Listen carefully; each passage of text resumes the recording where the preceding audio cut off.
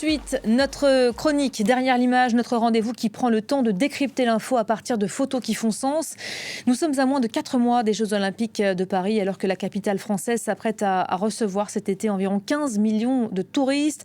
Plus de 80 ONG et associations dénoncent un nettoyage social de la ville. Elles alertent sur l'exclusion des populations les plus précaires, sans-abri, travailleuses du sexe ou encore migrants. Et c'est sur ces derniers volets que l'on va porter notre attention aujourd'hui avec Julien Sauvager, reporter à France 24. Bonjour Julien. Bonjour. Charlotte Berthier, également journaliste pour le site Info Migrants. À quatre mains en somme pour évoquer sur ce plateau un sujet de préoccupation. Et comme à chaque fois, on va donc commencer par s'atteler à décrypter une image, une photo qui fait sens. On voit cela avec vous tout de suite, Julien. Eh oui, donc c'est une image extrait d'un reportage que j'ai pu réaliser il y a quelques semaines. Vous le voyez, donc il y a ce pont avec des camions de police sur le haut, et puis en dessous, vous apercevez toutes ces tentes. C'est un camp de migrants avec près de 150 personnes qui dormaient là ce jour-là.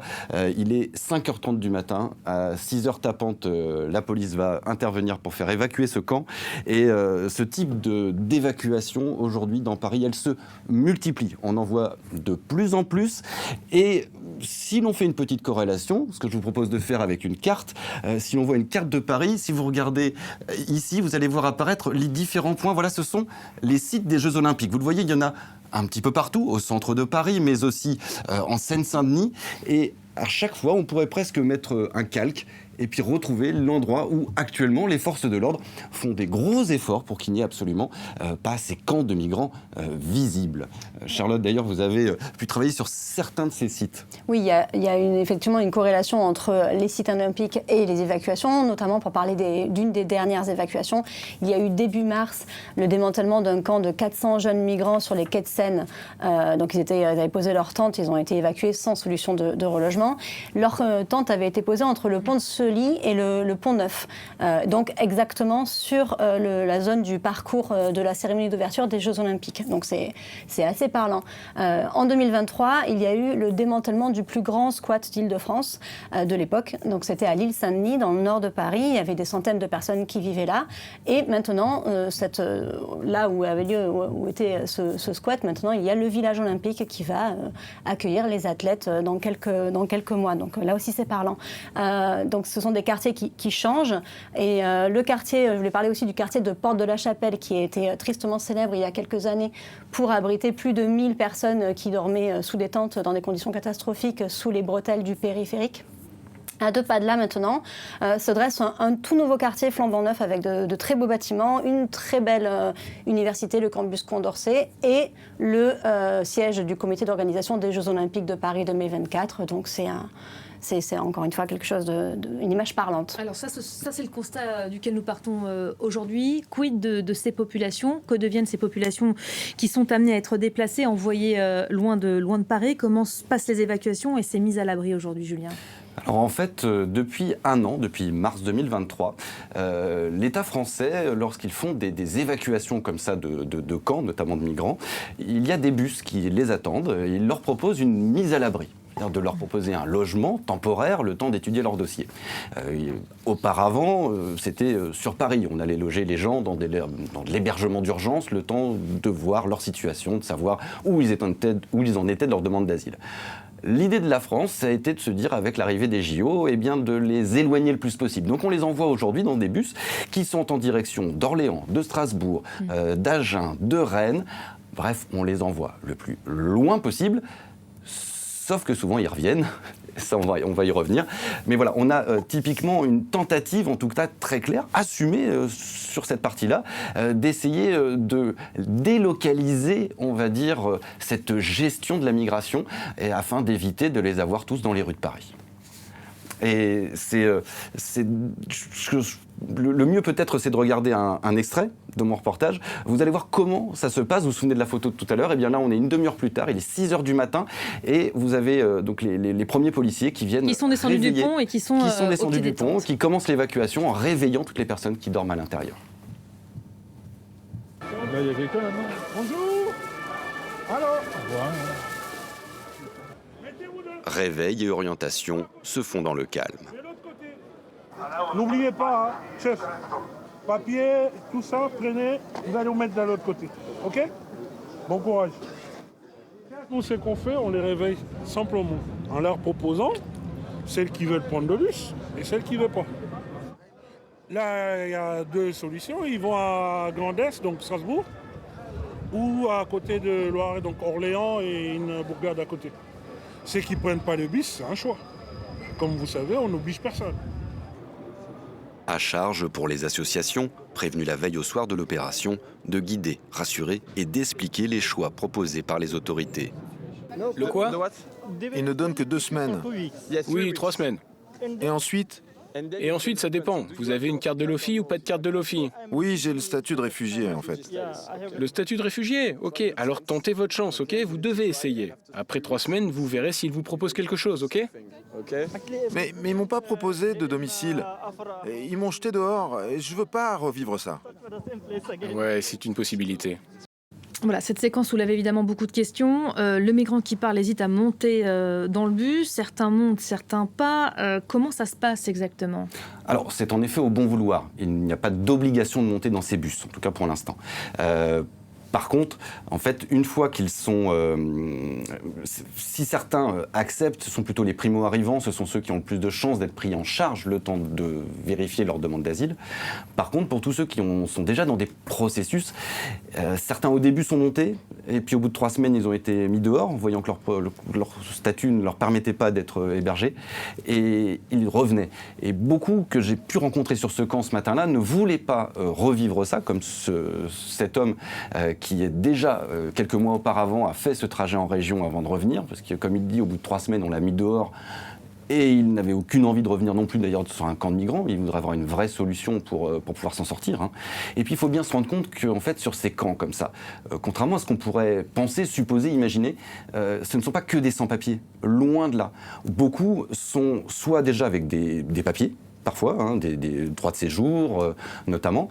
D'autres ont des statuts de réfugiés, comme cet homme qu'on vient de voir. Et beaucoup sont déjà dans des processus d'insertion. Ils apprennent le français dans des associations, ils ont un suivi social, juridique. Bref, ils sont pris en charge. Et aussi, beaucoup d'autres travaillent. Il y a notamment une personne que j'ai rencontrée qui, 2 heures plus tard, a embauché à Quick. Il était pour lui hors de question de partir à Orléans ou Angers, alors qu'il devait travailler 2 heures plus tard et donc perdre son boulot. Et puis, il y a d'autres raisons, hein. Oui, il faut aussi rappeler que les campements, donc on sait très bien les côtés négatifs des campements qui sont évidents. L'insécurité, l'insalubrité, le manque d'hygiène, le fait d'être complètement livré aux intempéries, le froid, la pluie, ça, c'est une évidence. Mais il y a également des avantages. Alors, je mets beaucoup de guillemets à ce mot d'avantage, mais ça vient de la part des personnes même qui y vivent, qui expliquent que quand on vit dans un camp, donc ça veut dire qu'on est fait parfois partie d'une communauté de dizaines, voire de centaines de personnes. Souvent, les personnes se rassemblent par nationalité dans les camps. Ça, c'est très important parce que ça veut dire qu'elles peuvent parler.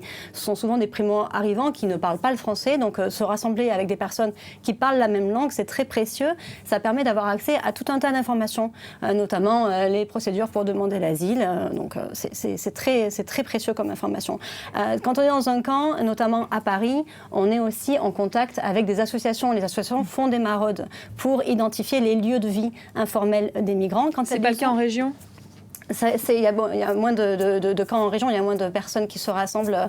Il y a plus de personnes à Paris parce qu'il y a plus d'opportunités d'emploi, il y a plus de mobilité. Donc non, c'est moins en région. Les associations sont moins présentes aussi qu'à Paris. Mais du coup, quand une association a déterminé un lieu de vie, il peut y avoir de la nourriture, de l'eau, des tentes, des sacs de couchage s'ils en ont, des soins médicaux aussi. Et à contrario, les personnes qui sont en région dans des hôtels nous disent se sentir isolés, ne pas avoir accès à des informations sur les procédures de demande d'asile et parfois ne pas avoir accès à de la nourriture. Autre raison qui peut pousser certains à ne pas vouloir monter dans ces bus et vouloir rester à Paris. J'ai pu rencontrer une dame sur cette évacuation qui était avec ses 2 enfants de 5 ans et 8 ans. Elle n'était pas à dormir sur ce camp, hein. Elle est venue à 5 heures du matin parce qu'elle savait qu'il y avait une proposition de mise à l'abri. On les voit juste derrière vous, Julien. Et voilà, elle s'est dit qu'elle avait enfin une chance de peut-être trouver un logement parce que jusqu'à présent, elle était soit à la rue, soit parfois de temps en temps logée chez des amis. Évidemment, ces enfants sont scolarisés en région parisienne. Pour elle, de partir à Angers ou à Orléans, c'était hors de question. Elle a donc décidé de rester. Les services de la mairie l'ont pris en charge. On a pu voir à la fin de la matinée, vers 9-10 heures du matin, que les services de la mairie prennent en charge cette famille et l'emmènent. Malheureusement, sans solution. Ils l'ont mis en relation avec une assistante sociale, mais derrière, aucune offre de logement. Et donc cette dame, avec ses 2 enfants, elle a dormi à la rue ce soir-là. Il y a une question qui se pose, puisqu'on a envie de faire le bilan de tout ça. Est-ce que cette tentative de nettoyage social qui est dénoncée par les ONG, les associations, elle est ratée du coup ? Complètement. Alors soyons très clairs, hein. Oui, il y a une gabegie déjà financière d'envoyer tous ces bus pour rien finalement, avec ces gens qui vont en région pendant 3 semaines avant de revenir évidemment sur Paris. Ça n'a pas un grand intérêt, c'est des dépenses un peu inutiles, c'est un peu Sisyphe, je dirais, on essaye d'évacuer quelque chose qui n'est pas possible à évacuer. Il y a notamment, alors il y a plusieurs raisons à cela, il n'y a pas que l'échec de l'envoi en région, il y a aussi qu'il y a de plus en plus d'arrivants, c'est ce qu'on a pu constater. C'est ce que dit, en tout cas, ce que disent les autorités. La préfecture d'Île-de-France nous a répondu qu'il y avait plus de démantèlement parce qu'il y avait plus de personnes à la rue, un flux migratoire plus important. Et donc, en fait, c'est un peu compliqué d'essayer de vérifier ces propos-là parce que les primo-arrivants ne peuvent pas vraiment être quantifiés. Ce qu'on peut quantifier, c'est le nombre de premières demandes pour les demandes d'asile. Et donc, en 2023, il y a eu plus de 145 000 premières demandes déposées dans des guichets en France. Donc, a priori, ça a été fait par des personnes qui étaient nouvellement arrivées sur le territoire. 45% de ces demandes ont été déposées en Île-de-France. C'est le plus grand nombre de demandes enregistrées en 2016. Et aujourd'hui, depuis 2016. Et aujourd'hui, on a de l'hébergement d'urgence à Paris et en région parisienne qui est totalement saturé. Il n'y a plus une seule place.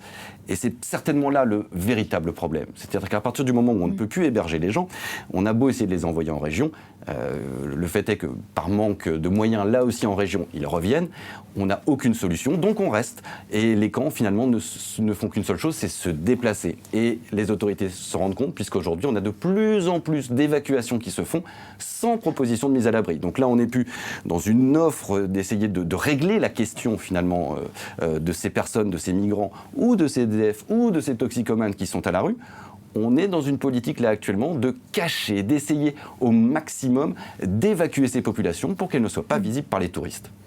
Voilà pour sujet très sérieux, un 4 mains. Merci à tous les deux.